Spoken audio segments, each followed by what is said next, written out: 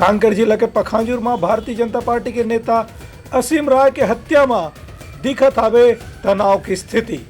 आरोपी ला पकड़े पर पुलिस शुरू करे हवे तलाशी अभियान। कांकेर जिला के पखांजूर स्थित पुराना बाजार चौक में भाजपा के जिला उपाध्यक्ष असीम राय के गोली मारकर हत्या कर देगी से काली रात हुए घटना के बाद पूरा इलाका में दहशत के माहौल रही से गोली मारे की घटना के बाद जैसे ही भाजपा कार्यकर्ता असीम राय ला लेके अस्पताल जाएगी वहाँ डॉक्टर वन उन्हें मृत घोषित कर दी। पोस्टमार्टम के बाद ही इस घटना के कारण के बारे में अधिकृत रूप से जानकारी सार्वजनिक करी जाएगी। हालांकि ये घटना के बाद पुलिस उनकर घर के आसपास के पूरा इलाका ला अपन घेराबंदी में ले रहे। घटना के कारण के जांच भी करे जाते, लेकिन ये घटना के बाद आसपास के इलाका में पुलिस और सुरक्षा बल के जवान मन ला तलाशी अभियान में भेजे गए है। Bureau report Uttarakhand news.